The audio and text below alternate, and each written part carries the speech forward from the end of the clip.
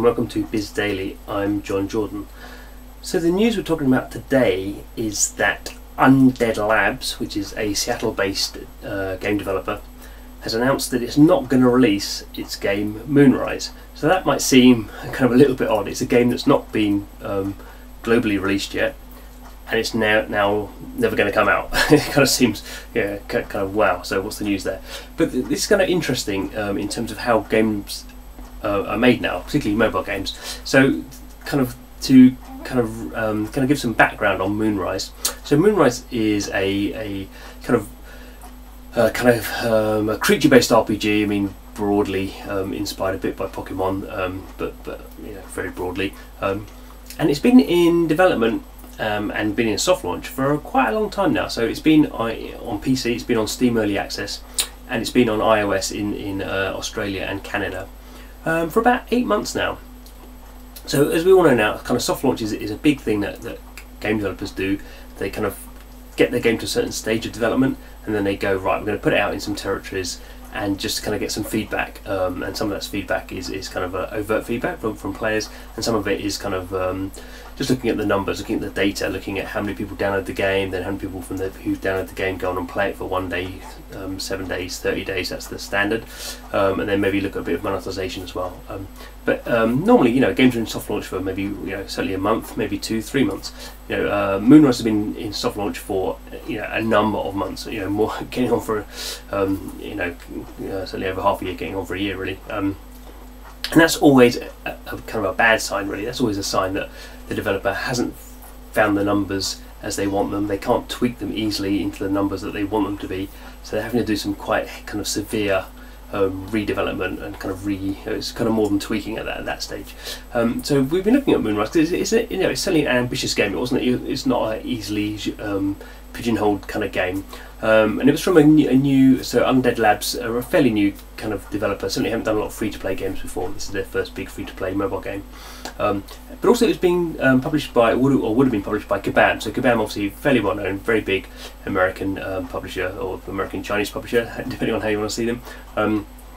But over kind of historically, Kabam has been moving much more towards branded content. So its big game at the moment is Marvel Content Contest of Champions. That's been a very successful game for them. Their fastest game to $100 million of revenue, and it's moving away from original IP. And that's obviously Moonrise is original IP. It's how games used to be made. Certainly 10 years ago, you came up with a cool idea and characters and made a game a success, and then did sequels.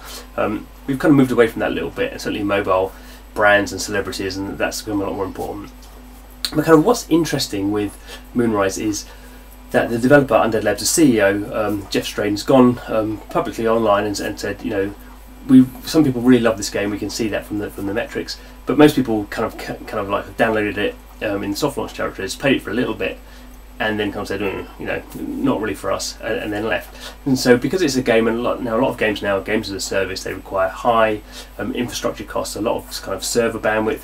They require a live team. So once a game goes live, you move from a development team to a live team. They're running events, they're running kind of marketing, they're running in-game retailing. You know, that's fairly expensive. That's like just a cost you have to kind of run the game, and then you have the development team doing new content and update and new things. They've basically realised that they can't make this game profitable. And reading between the lines, probably Kabam have said, you know, we're moving away from this original IP thing into a branded IP. That's where we think we can make our big money. And Kabam is certainly all about making very profitable big money games. But the really kind of interesting story is this game Moonrise will never come out now, apart from if you're in Canada or Australia, or quickly get it on Steam.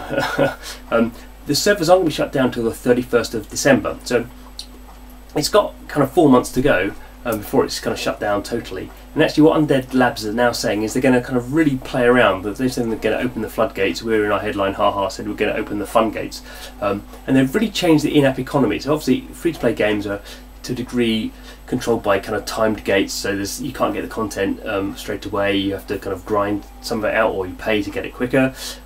What they're basically saying is we're going to experiment. So everyone who's playing that game at the moment has been given a lot more resources.